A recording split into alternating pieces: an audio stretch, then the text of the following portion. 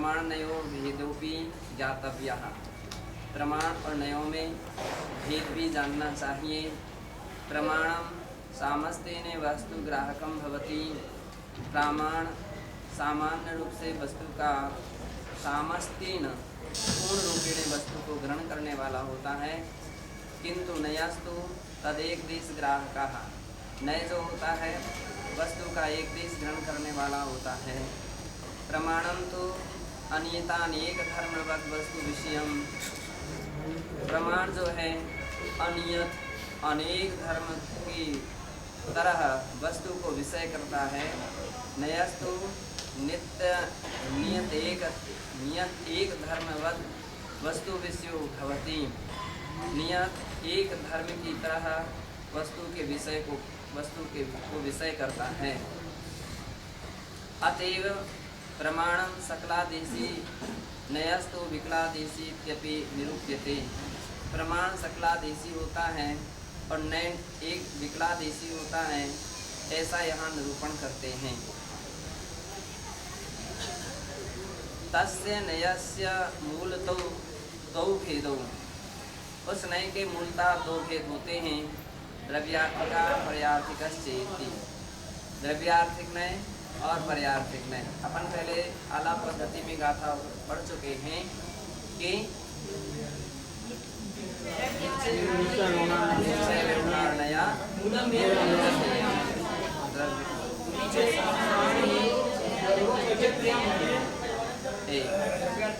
अब यहीं पर उसी बात के दूसरी तरह से कहा कि नय के मुख्य दो भेद होते हैं, द्रव्यार्थिक पर्यार्थिक।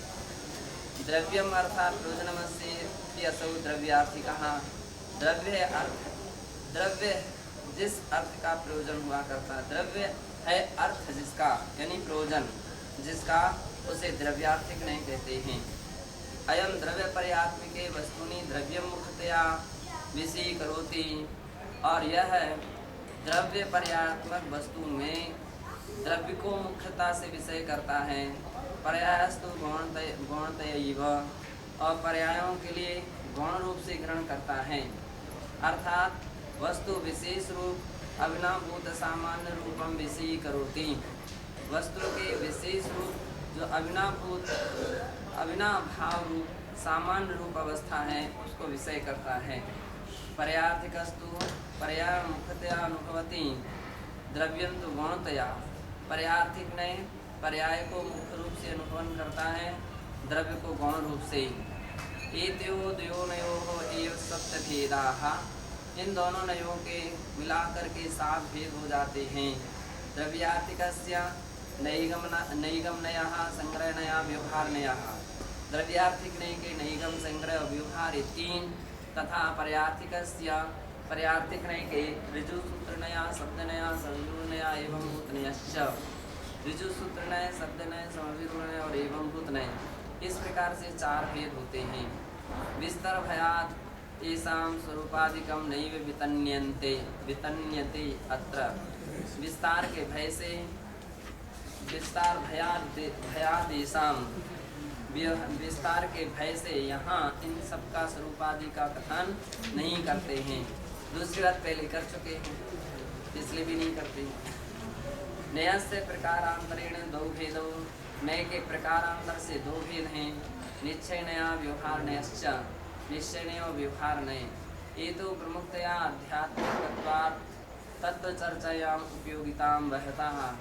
इन दोनों की प्रमुखता अध्यात्म तत्व चर्चा की में उपयोगिता हुआ करती हैं। उत्तम से आलाप पद्धति की गाथा 4 सूत्र 40 में कहा है। निश्चय व्यवहार नया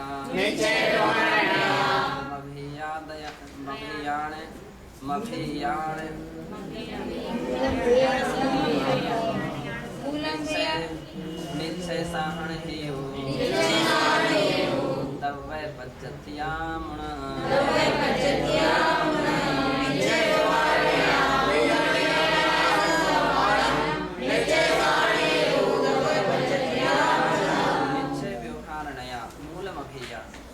मूल रूप में वस्तु के निश्चय और व्यवहार हेतु नए भेद हैं। नयान सवर्णम सभी नयों की अपेक्षा से उसके मुख्य दो भेद हैं, निश्चय और व्यवहार। निश्चय सारण हेयु, निश्चय साधन कहलाता है, और व्यवहार नहीं हेतु उसका हेतु होता है। दव्य पद्धतिया मुण है ना, निश्चय के साधन अर्थात व्यवहार नहीं का हेतु है पर्यार्थिक। निश्चय का हेतु द्रव्यार्थिक है और निश्चय नहीं के साधन अर्थात व्यवहार नहीं का हेतु है पर्यार्थिक नहीं। ऐसा जानना चाहिए। निश्चय नहीं और व्यवहार नहीं, इनमें निश्चय नहीं का हेतु द्रव्यार्थिक नहीं है, निश्चय दव्य ऐसा निश्चय नहीं का हेतु द्रव्यार्थिक नहीं है। और निश्चय के साधन साहण हेयु, साधन जो है वो व्यवहार नहीं है, और वह पद्धतिया अर्थात व्यवहार नहीं का हेतु पर्यार्थिक नहीं है, ऐसा जानना चाहिए। अस्मिन् अध्यात्म प्रकरणे तयो प्रासंगिकतां मनसि कृत्य ग्रंथकारेण निश्चयेन जीव कर्माश्रयोः संबंध विषय विचारः प्रकटितः।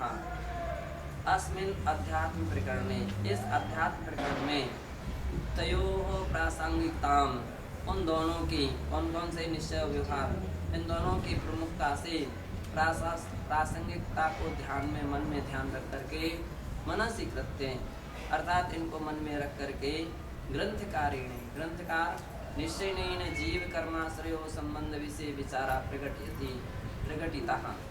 निश्चय से जीव का जीव और कर्माश्रयों के संबंध के विषय में विचार प्रकट करते हैं। अत्र पूर्वम व्यवहार निश्चययोः स्वरूपम विज्ञाप्यते। इस यहाँ सबसे पहले व्यवहार और निश्चय इन दोनों के स्वरूप को जानना चाहिए। अभेदात्मिके वस्तूनि गुण पर्याय भेदोपचारम जो रोजयति सा व्यवहार नया। अभेदात्मक वस्तुओं के विषय में गुण पर्याय इत्यादि रूप में जो भेद या उपचार का प्रयोजन रखता है उसका नाम व्यवहार नय है। अर्थात गुण गुणिनो सदरूपेण अभेदेपि यो भेदम करोति सा व्यवहार नया। अर्थात गुण गुणी जो सदरूप हैं उनमें अभेद होने पर भी जो भेद करता है वो व्यवहार नय है। अथवा प्रमाणनय निक्षेपात्मकम वस्तु भेदोपचाराभ्याम व्यवहरति सा व्यवहारः। प्रमाणनय निक्षेपात्मक जो वस्तु हैं उसमें भेद और उपचार के द्वारा जो व्यवहरति अर्थात व्यवहार करता है उसका नाम व्यवहार नहीं है। अथवा यतो अतो अन्य द्रव्यस्य ये गुणाः तेषामेकस्मिन् द्रव्ये को असद्भूतानामपि उपचारतः स्वीकरणमपि व्यवहार नया। अथवा अन्य द्रव्य के जो गुण हैं तेषामेकस्मिन् द्रव्ये, उनमें एक द्रव्य में असद्भूतानामपि असद्भूत होने पर भी उपचारतः स्वीकरणम अपि व्यवहार नया। उपचार से जो स्वीकार करता है वो व्यवहार नय है। एवं परस्परम भिन्नानामपि द्रव्याणां परस्पर संबंधम अपि कर्म कर्तृत्व प्रभृति भावात्मकम स्वीकरोति व्यवहार नया। इस प्रकार परस्पर भिन्नानाम अपि भिन्न होने पर भी द्रव्याणाम द्रव्यों के परस्पर संबंधम अपि परस्पर संबंध को भी कर्म कर्तृत्व इत्यादि भावात्मक जो स्वीकरोति स्वीकार करता है वो व्यवहार नहीं है। तो क्या करता है, परस्पर भिन्न पदार्थ हैं उनको भी है ना उनमें परस्पर संबंध स्थापित करता है, यानी भेद को जो अभेद रूप में अथवा अभेद को भेद रूप में कथन करता है वो व्यवहार नहीं है। अस्य सद्भूत असद्भूत उपचरित अनुपचरित भेदैः स शास्त्रेषु विस्तरेण निरूपणं कृतम् अस्ति विस्तारतया नोल्लिख्यते। और इसके सद्भूत असद्भूत उपचरित अनुपचरित भेद के साथ शास्त्रों में विस्तार है और निरूपण विस्तार से वर्णन है। निरूपणं कृतम् अस्ति, विस्तार रूप से निरूपण किया गया है, किंतु विस्तार के भय से नोल्लिख्यते, विस्तार के भय से यहाँ उसका उल्लेख नहीं करते हैं। निश्चयनयो ही शुद्ध द्रव्य निरूपणात्मक, निश्चय ने शुद्ध द्रव्य के निरूपणात्मक होता है आत्माश्रिता वो आत्माश्रित होता है। पर निमित्त कान भावान द्रव्य से ना स्वीकरोति, पर निमित्तिक भावों को द्रव्यों को स्वीकार नहीं करता है। निश्चय ने वो अभेद विषय, निश्चय ने जो है वो अभेद विषय है, अभेद को विषय करने वाला है। यद्वा अभिन्न करते कर्मादि विषयो निश्चय नया इत्यपि स्वीक्रियते, अभिन्न कर्ता कर्म आदि के विषय में निश्चय न है, वह निश्चय नया इत्यपि स्वीक्रियते, वह अभेद रूप से कर्ता कर्म रूप में वस्तु को ग्रहण करता है, उसके विषय को स्वीकार करता है। तस् दो भेदों, उसके मुख्य दो भेद हैं, किसके? निश्चय नहीं के। शुद्ध निश्चय नया अशुद्ध निश्चय, शुद्ध निश्चय नहीं और अशुद्ध निश्चय नहीं। तत्त निरुपाधिक गुण गुण्य भेद विषय का शुद्ध निश्चय, उसमें निरुपाधिक जो गुण और गुणी में अभेद विषय कहा, जो उसमें अभेद रूप से विषय करने वाला होता है, वह शुद्ध निश्चय नहीं। सोपाधिक गुण गुण्य भेद विषय कस्तु अशुद्ध निश्चय नहीं, जो उपाधि सहित गुण और गुणी में अभेद विषय करता है वो अशुद्ध निश्चय नहीं है। सोपाधि यानी कर्मोपाधि सहित जो वैभाविक परिणति हैं, उसके से युक्त जो प्राणी हैं, संसारी जीव हैं, उनके गुण और गुणी में जो अभेद रूप से विषय करता है वह शुद्ध निश्चय नहीं है। यथा अशुद्ध निश्चय ने आत्मा रागादि नाम कर्ता भवति, अशुद्ध निश्चय से आत्मा रागादि भावों का कर्ता होता है, और शुद्ध निश्चय से आत्मा शुद्ध स्वभाव का कर्ता होता है। अपन पहले आने वाली हाँ, तो द्रव्य संग्रह की गाथा आगे द्रव्य संग्रह अपन पढ़ते हैं। उपगल कम्मादीनम शुद्ध भाव।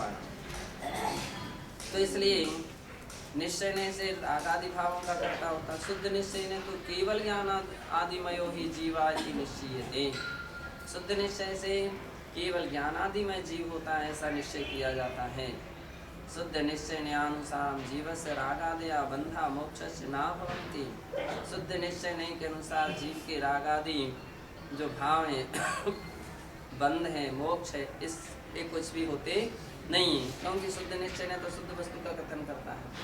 तो रागम न द्वेषम न मोहम न, है ना, बंधो न मोक्ष न रागादि दोषा, तो बंध भी नहीं है, मोक्ष भी नहीं है, राग आदि दोष भी शुद्ध निश्चय से नहीं है।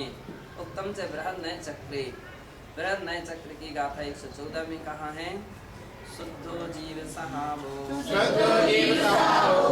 रहियो दव्य भाव कम में सो शुद्ध निश्चयादो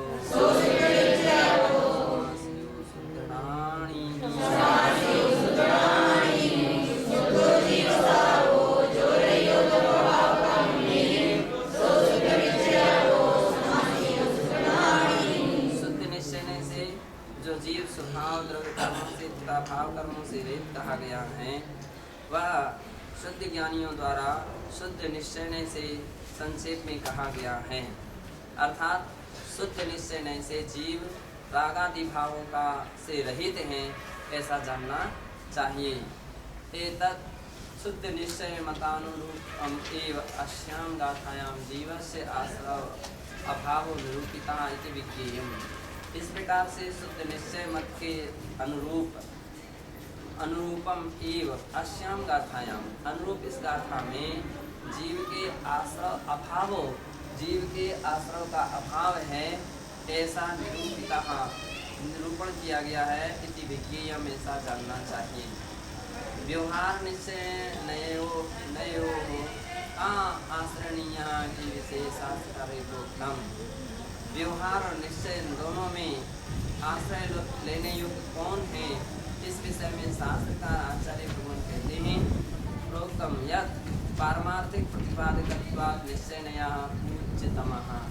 जो परमार्थ का प्रतिपादक होने से निश्चय ने जो है वो उच्च है। वस्तु तस्तु उभौ नयौ सम्यक ज्ञानोपयोगिनो नौ। वस्तुतः दोनों प्रकार के नए, कौन कौन से? निश्चय ने और व्यवहार में, ये दोनों सम्यक ज्ञान उपयोगिनो, सम्यक ज्ञान में उपयोगी हैं। कई पदार्थ का प्रतिपादन करने के लिए, तत्व का प्रतिपादन करने के लिए दोनों नए आवश्यक हैं, है ना। अब आपका प्रयोजन होना चाहिए, निश्चय क्या है, व्यवहार क्या है, कौन सा कथन निश्चय है प्रधानता से हो सकता है, कौन सा नहीं व्यवहार नहीं की प्रधानता से हो सकता है। इन दोनों का अनुभव ज्ञान जो है तत्व ज्ञान में महत्वपूर्ण अपना स्थान रखता है। परमार्थस्तु आत्मद्रव्यम अनुभय नयातीतम निर्विकल्पम वर्तते।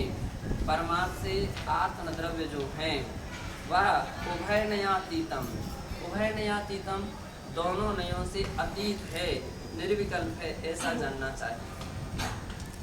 उत्तम से समय सारे, क्योंकि इस विषय में समय सार की गाथा 142 और 143 में कहा है, कम्मं बद्धमबद्धं जीवे दन्तु जाने पखम नए पक्षातिकंतो समय सारो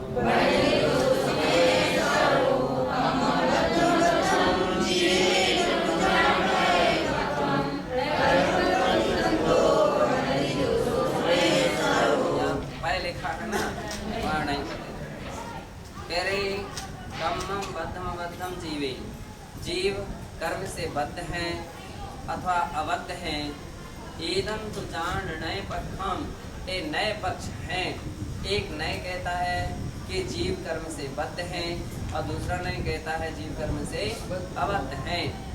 लेकिन नए पक्षातिक्रम तो जो नए पक्षों से अतिक्रांत हैं उसे जो हैं सो समय सार उपनदी, उसे समय सार कहते हैं। समय सार निर्विकल्प समाधि रूप होता है।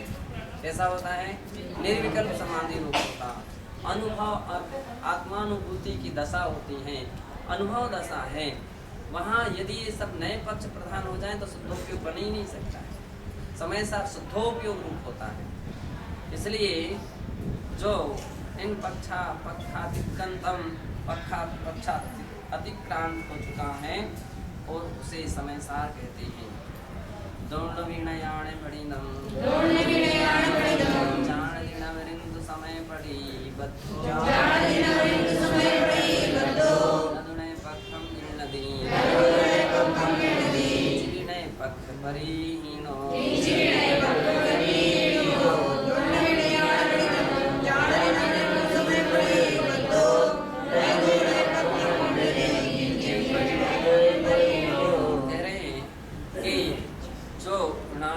ज्ञानी है, जो ध्याता है, वह दुर्नवीनयान भणिदम, वह दोनों नयों के कथन मात्र को जानता है।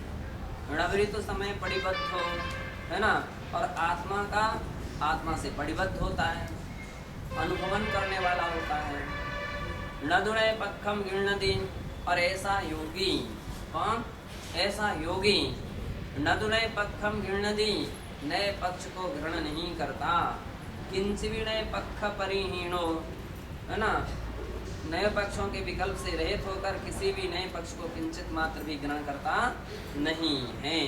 नए पक्ष परिहीणो, नए पक्षों से हीन, नए पक्षवादम पक्षम, नए पक्षवाद पक्ष को किंच भी नदु, किंचित भी ग्रहण करता नहीं है। ऐसा ग्रंथ जानना चाहिए। जानता तो है, ऐसा नहीं कि वो जानता नहीं, जानता है, लेकिन उसके विकल्पों में उलझता नहीं।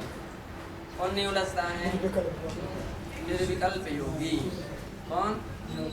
निर्विकल्प योगी। निर्विकल्प ध्यान में लीन हुआ योगी। और निर्विकल्प ध्यान में योगी कौन सा योगी हो सकता है? अप्रमत्त गुणस्थान वर्ती शुद्धोपयोगी जो मुनि हैं वे ही ज्ञानी हैं।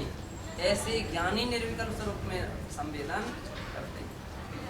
एवं कर्माचरण क्रिया। अब बतलाओ, आमतौर पर व्यक्ति ज्ञानी ज्ञानी ज्ञानी ज्ञानी, कौन सा ज्ञानी? चलते फिरते खाते पीते सब व्यक्ति ज्ञानी हो रहे हैं। है, जबकि है कौन सा ज्ञानी की बात? अप्रमत्त गुणस्थान वर्ती, अप्रमत्त गुणस्थान वर्ती यानी सप्तम गुणस्थान में जो लीन है, जहाँ किसी प्रकार का ध्यान ध्याता का किसी प्रकार का संकल्प विकल्प नहीं है, कोई भी क्रियाओं का मतलब क्रियाओं का व्यवहार जहाँ पर प्रधान नहीं होता है, कोई क्रियाएं जहाँ पर नहीं होती हैं, ऐसे अप्रमत्त गुणस्थान में स्थित योगी की बात कही जाती है। और ऐसे महान पुरुषों का उदाहरण आम छोटे व्यक्तियों में देने लग जाए तो ऐसा लगने लगता है कि वो तो उनके भी आवरणवाद जैसा हो रहा है।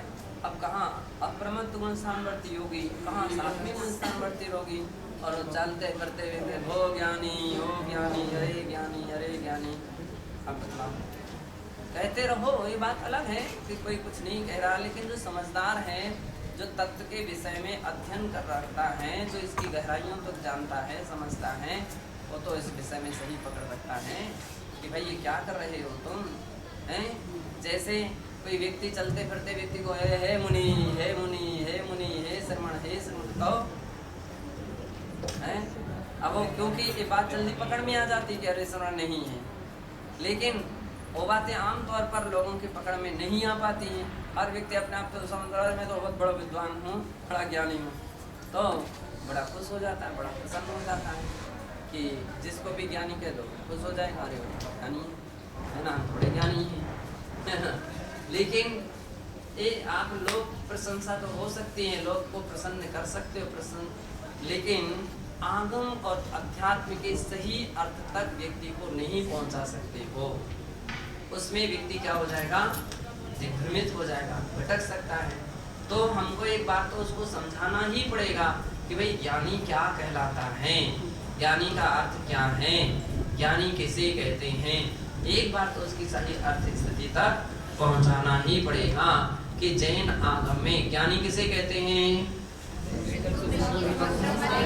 गाथा सुनाओ ना, तो आगम से बात करो। छेड़ाला की मोह भाव की ममता चाहे परस्पर होती, छेड़ाला की बात नहीं है।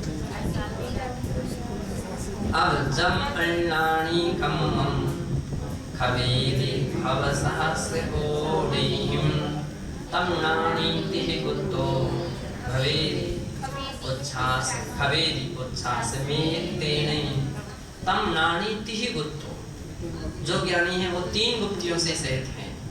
छेड़ाला की पंक्ति को रिवीजन करना है तो कोटि जन्म तब तबे ज्ञान बिन कर्म जयते ज्ञानी के जिन माई पे त्रिगुप्ति ते। ज्ञानी के 3 गुप्तियां हैं, ओ ज्ञानी हैं, 3 गुप्ति बनता। चलते फिरते व्यक्ति जिनके सम्यक दर्शन का ही पता नहीं है वो ज्ञानी हो रहा है, जिसके भी धर्म पर श्रद्धा ही नहीं है वो ज्ञानी हो रहा है, हैं? तो कैसे उसको अपन ज्ञानी संज्ञा दे सकते हैं। तो अपने लिए तत्व का पकड़ होना चाहिए, तत्व की सही कसौटी पर अपनी पकड़ होना चाहिए। अध्यात्म जो है जहाँ जहाँ भी ज्ञानी की बात करता है तो ऐसे ज्ञानी की बात करता है जो 3 गुप्ति से सहित है।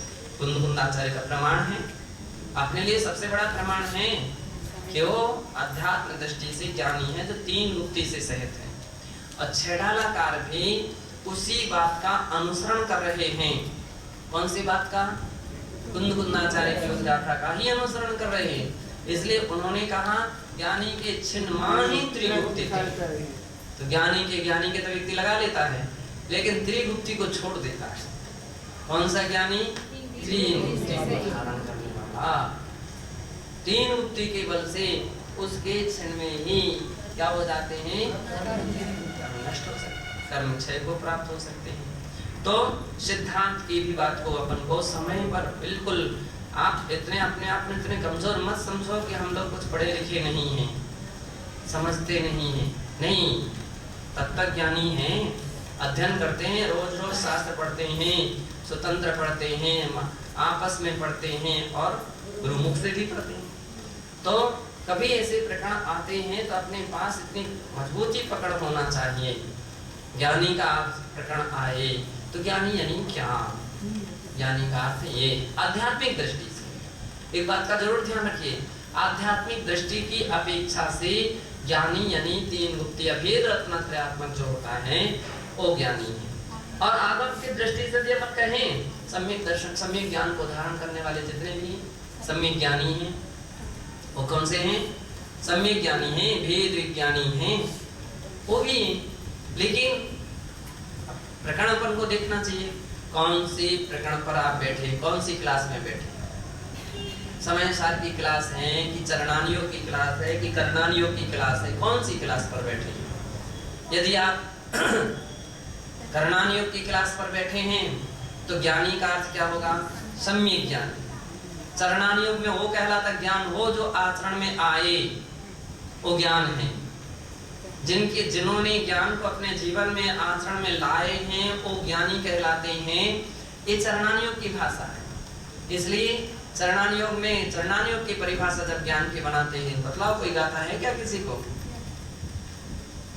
ज्ञानस्य सारं व्रत धारणं च। ज्ञान का सार क्या है? व्रत को धारण करना। क्या गाय में आई? शास्त्र में आई है? शास्त्र की गाथा है। ज्ञानस्य सारं व्रत धारणं च। ज्ञान का सार है व्रत को धारण करना, और जो व्रत को धारण करता है वो ज्ञानी है और खूब जान रहे हैं। उस जानने से क्या फायदा?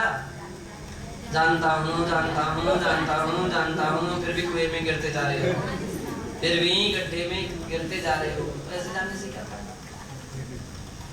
जानना तो वो सही है कि जानो कि यहाँ गड्ढा है तो अब उसमें मत गिरो, यहाँ कांटे हैं तो कांटे पर मत चलो, ये अग्नि है उस जलाएगी तो उसमें हाथ मत डालो, सर्प है उसके मुख में हम उंगली डालेंगे तो काटेगा, तो आप उसके मुख में उंगली ना डालो। ये ज्ञान का तात्पर्य, ज्ञान का सार है। चरणानियोग की भाषा में यूं कहा जाता है कि जो अपन जान रहे हैं उसको जीवन में धारण करना चाहिए। वो चरणानियोग की अपेक्षा से ज्ञानी कहा जाता है। एक करणानियोग की अपेक्षा से सम्यक ज्ञान जिसके पास है, ज्ञान तो ज्ञान सम्यक ज्ञानी को होता है और अज्ञान मिथ्या ज्ञानी को होता है। तो जिसके पास अज्ञान है वो अज्ञानी, जिसके पास ज्ञान है वो ज्ञानी, सम्यक ज्ञानी है। तो ऐसा करणानियोग की अपेक्षा से। और द्रव्यानियोग की अपेक्षा से, अब समय सार की क्लास पर आप लेकर के बैठे हो, समय सार की क्लास लेकर के बैठे हो, तो समय सार के आधार से जब आप ज्ञान की परिभाषा करोगे तो क्या करोगे?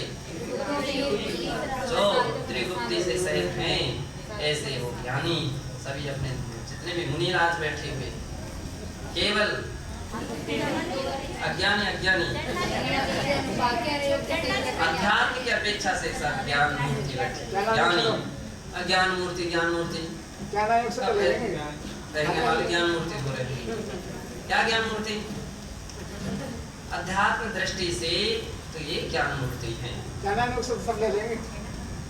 करणानियोग की अपेक्षा से ले सकते हैं, करणानियोग की अपेक्षा से ले सकते हैं। तो यहाँ तो समय सार की बात कर रहे हैं, अध्यात्म की कक्षा में जो व्यक्ति बैठे उसका ज्ञान का ज्ञानी का तो ऐसा वो ज्ञानी कहलाता है।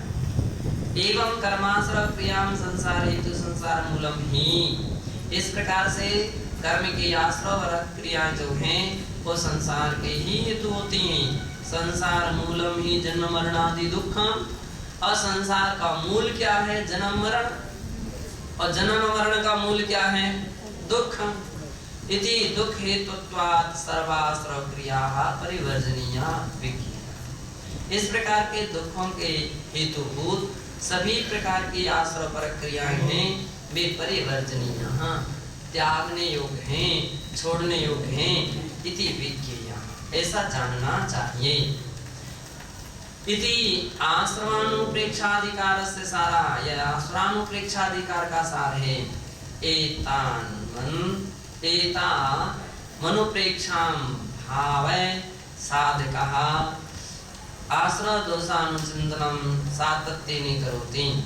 एता अनुप्रेक्षां, इस अनुप्रेक्षाओं को भावै भावना चाहिए। और भावयन साधका, जो भाने वाले साधक आश्रव दोष अनुचिंतनम, आश्रव के दोषों का अनुचिंतन उनको सातत्येन करोति, निरंतर करते हैं। कौन करते हैं? जो साधक होते हैं, सबसे बड़ी भूमिका है। साधक यानी होश में होते हैं, होश में, तो उनके लिए हर कदम कदम पर ज्ञान है कि ऐसा हम करेंगे, इससे ऐसा कर्म का आश्रव होगा, ऐसा कर्म का बंध होगा। ये सबसे बड़ी भूमिका है साधु पद की, साधक जनों की सबसे बड़ी भूमिका है कि हम ऐसा करेंगे तो ऐसे कर्म का आश्रव बंध होगा। बदलाव सही। दूसरे कोई डंडा लेकर के बैठा रहे, उतने मात्र से कोई व्यक्ति का कल्याण थोड़ी होता है। हम तो बहुत अच्छी तरह से बैठे रहे, बहुत अच्छी तरह से चलते रहे, हाँ तो डंडा के बल से चलते हैं। सत्य ये है कि अंदर में भव भीरू बनाना चाहिए। हम ऐसा काम कर रहे हैं जिससे ऐसा कर्म का आश्रय होगा, हमको ऐसा नहीं करना। हम यदि संसार से पार होना चाहते हैं, संसार से बचना चाहते हैं, तो हम ऐसी गलती नहीं करेंगे, ये गलती नहीं करेंगे, मिस्टेक नहीं करेंगे, ऐसा जिनके विचार में बात आती है, तो व्यक्ति उस प्रकार के कर्माश्रय से बच सकता है। तो सावधान हो जाता है, संभल जाता है। और जिसके मन में ही कभी ऐसे विचार नहीं आते, कभी ऐसे चिंतन में ही नहीं आता, तो कुछ का कुछ करता रहता है। चिंतन हो सकता है, शुद्धोपयोग नहीं हो सकता। चिंतन भावना भा सकते हैं। अरे आत्मानुभव, परोक्ष आत्मानुभव तो सभी को होते ही है ना। मैं ज्ञान स्वरूप हम, नित्योहम, शुद्धोहम, सहजोहम। तो इस प्रकार का भावनात्मक चिंतन तो चौथे गुण स्थान में भी हो सकता है। ऐसा नहीं है कि चतुर्थ गुण स्थान वर्ती ऐसी बात का चिंतन नहीं करता चाहिए। भावनात्मक अवस्था और एक ध्यानात्मक अवस्था, हाँ, भावना भाते भाते रहने से ऐसा रहता है। बहुत प्राय करके व्यक्ति भावना भाने भाते भाते रहने से एक दिन भावना भी सफल हो जाती है। भावना भी, और जितने भी व्यक्ति सफल हुए हैं किसी ना किसी रूप में, उन्होंने पहले भावना भाई है, वे सफल है।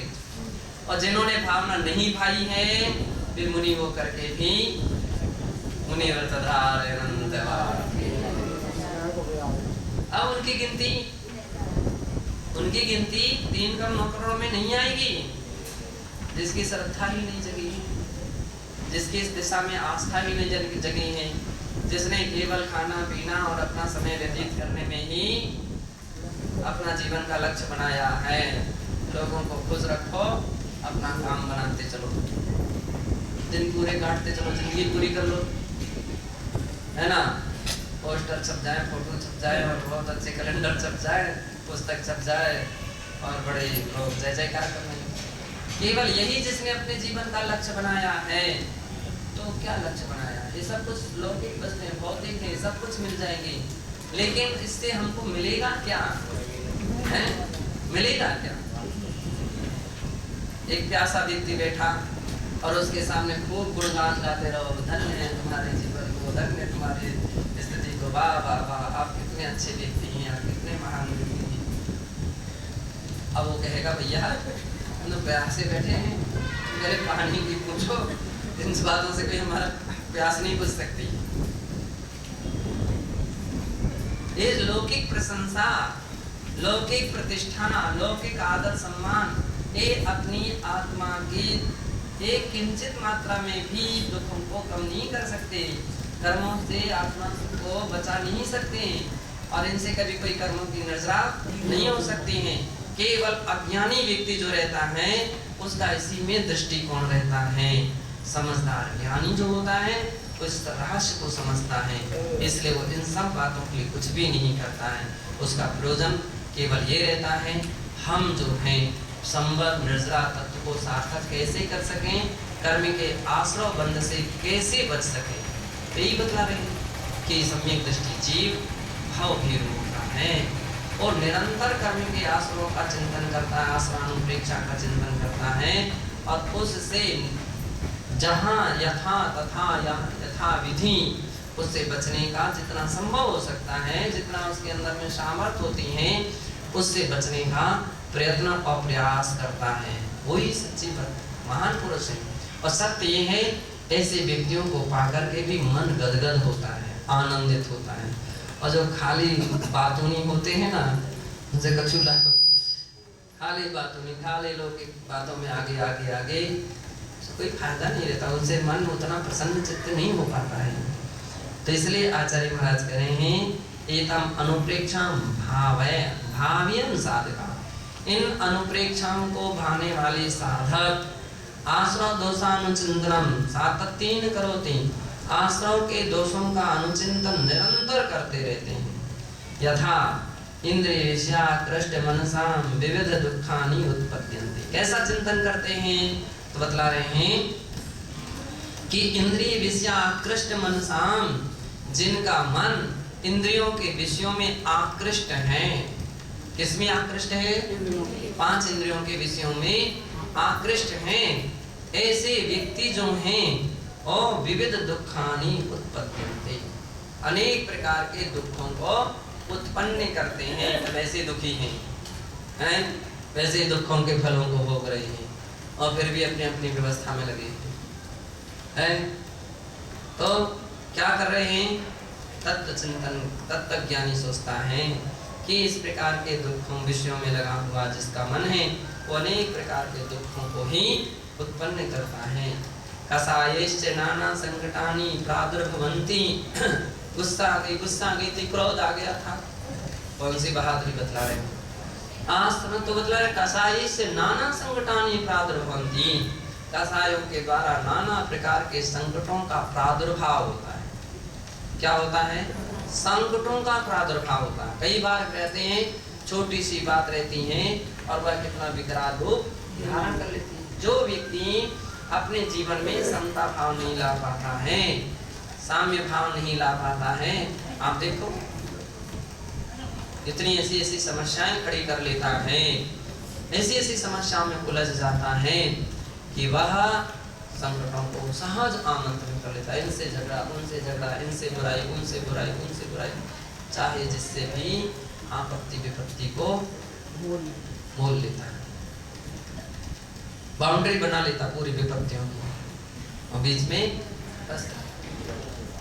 तो क्या हुआ? क्यों ऐसे कसाय करते हो? क्यों कसाय करते हो? अच्छे वे व्यक्ति हैं जो अपने तत्व ज्ञान के द्वारा, तत्व चिंतन के द्वारा क्या करते हैं? समता भाव, परिणामों को निर्मल करते हैं। तो बतला रहे हैं ऐसा चिंतन करना चाहिए। कसाय से नाना संकटानि प्रादुर्भवन्ति, कसाय तो नाना संकटों को उत्पन्न करते हैं।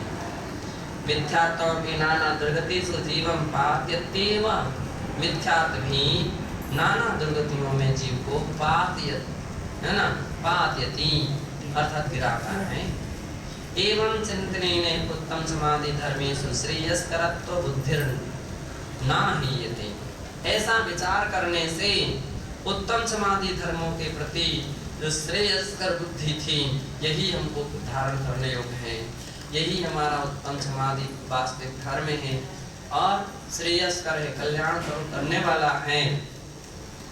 वह उसमें ना ही यते, वह उसमें कभी हीनता नहीं आती, उसमें कभी कमी नहीं आती, फिर वो धर्म सार्थक होते रहते हैं। लेकिन जिसके पास तत्व चिंतन नहीं रहता है, जिसके पास तत्व ज्ञान नहीं रहता है, उसके यहाँ उत्तम समाधि तो केवल किताबों में लिखा रहता है अथवा शब्दोच्चारण में रहता है, उसके जीवन में नहीं आ पाता है। वो कभी उत्तम समाधि धर्म के स्वाद को ले सकेगा क्या? नहीं ले सकेगा। केवल वही चाल बैठन की जो कल भी थी, वही चाल बैठन जो कल भी थी वो क्या किया? इतने दिन समय पूरा करने से कौन सा परिवर्तन आ गया, कौन सा बदलाव आ गया? तो अपने लिए चाहिए कि ऐसा चिंतन करने वाले जो व्यक्ति होते हैं, उनके अंदर में वो दोष तो जितने होते वो क्या होते हैं? वो समन को प्राप्त होते हैं और उत्तम समाधि धर्म श्रेयस्कर हैं। इस प्रकार की उस दिशा में बुद्धि लगती है वह कभी न हीयते, वह उसमें कभी हीनता नहीं आती। इति राजवार्तिके विशदीकृतम, इस प्रकार से राजवार्तिक के 9वें अध्याय के 7वें सूत्र के 7वें वार्तिक में विशदीकृतम, विशेष रूप से स्पष्ट किया है।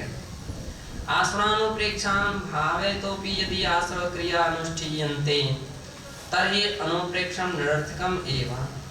आश्रमानुप्रेक्षा को भाने वाला भी यदि आश्रव क्रिया अनुष्ठीयन्ते, यदि आश्रम रूप क्रियाओं का ही अनुष्ठान करता रहता है। चिंतन तो बहुत सारे लोग बहुत सारी बातों का करते हैं, लेकिन काम कोई करते रहते हैं। कौन सा? आश्रव रूप काम करते रहते हैं। तो कह रहे हैं अरे अनुप्रेक्षा निरर्थकम ही, निरर्थक है। अब ऐसी देख लिए अपने जिंदगी में, अपने जीवन में कितनी सारी ऐसी समस्याएं होती हैं कि अपन भागते तो हैं, लेकिन बहुत सारे काम ऐसे होते हैं फिर भी करते हैं। अब उसके बिना काम भी नहीं हो पाता है, कई बार ऐसी स्थिति है।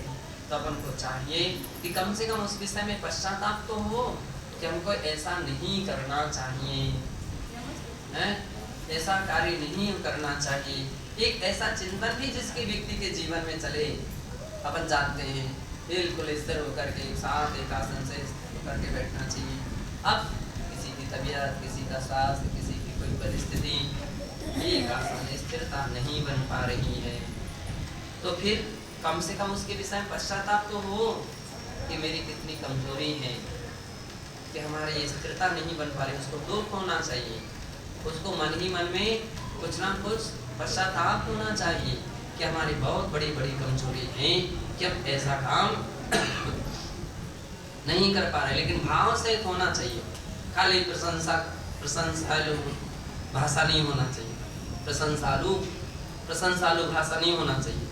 प्रशंसालु भाषा का क्या है? बहुत सारे लोग प्रशंसा पाने के लिए बड़ी मीठी मीठी बातें करते हैं, लोग हमारे लिए बड़ा अच्छा कहें।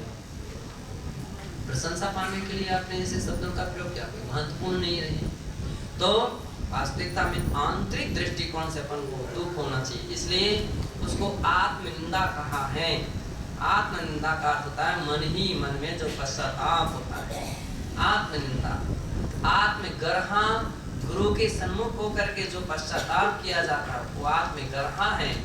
और जो व्यक्ति आत्मनिंदा, आत्मगर्हा करता है वो यथासंभव उस प्रकार की गलतियों से, दोषों से, अपराधों से बचने का प्रयत्न करता है। जो कभी ऐसा नहीं करता है वो बचने का क्या प्रयास करेगा? तो इस प्रकार से तभी उसके अगर केवल बातों में काम चल रहा है तो उसकी अनुप्रेक्षा निरर्थक ही है। इयमेव सार्थकता स्वानुप्रेक्षाया यत् कर्माश्रयेतो यावन्ता तावन्ता परिवर्जनम क्रियते।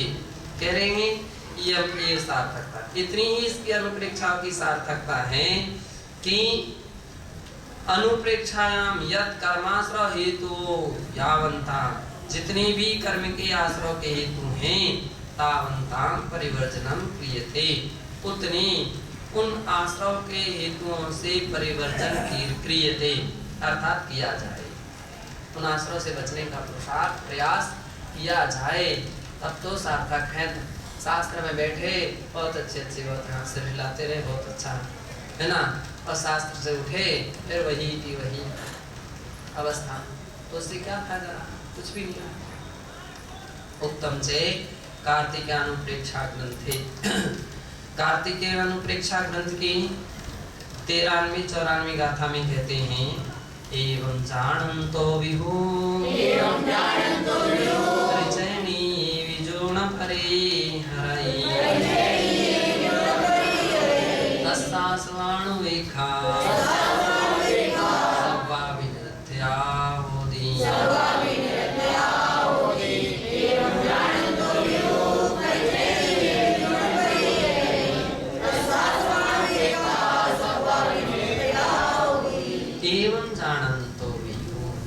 परिचयनी भी जो न परिहरै, जो इस प्रकार से जान करके त्यागने योग्य वस्तु को त्याग नहीं करता है और आचरण करने योग्य का आचरण नहीं करता है, तस्सासनानुपेक्षा, उसकी आसनानुपेक्षा सब्वापि निरर्थ्या होती, सभी प्रकार से वो क्या हो जाती है? निरर्थक हो जाती है। एदे एदे मोहे भावा जो परिवज्जेयो समेलिनो कियन्तु मन्यमाणो आसोर्विहणं तस्य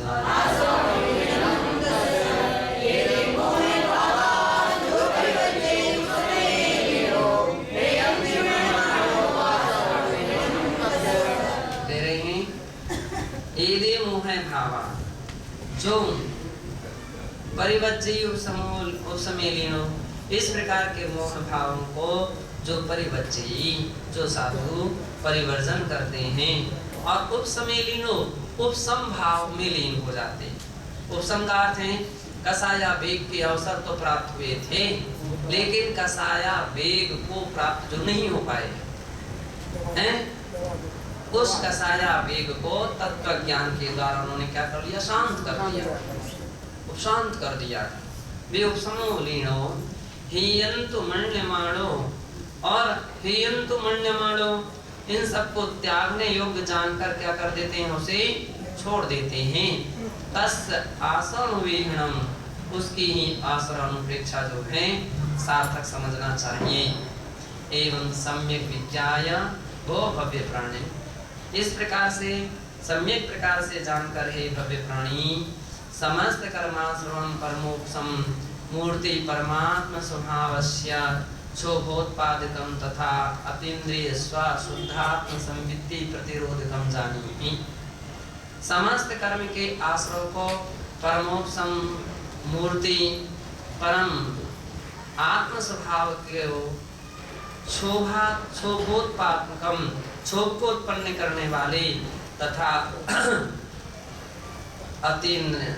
अतीन्द्रिय स्वशुद्धात्म संवित्ति प्रतिरोधकम, इन सबको अतीन्द्रिय स्वशुद्धात्म संवित्ति के प्रतिरोधक हैं ये सब, ऐसा जानी ही जानना चाहिए। क्या निषेधक प्रतिरोधक हैं? जो क्षोभ हैं वो अतीन्द्रिय स्वशुद्धात्म संवित्ति के प्रतिरोधक हैं। अवधेहि च यत्त्वदीयं सम्यक् दर्शन ज्ञान चारित्र लक्षण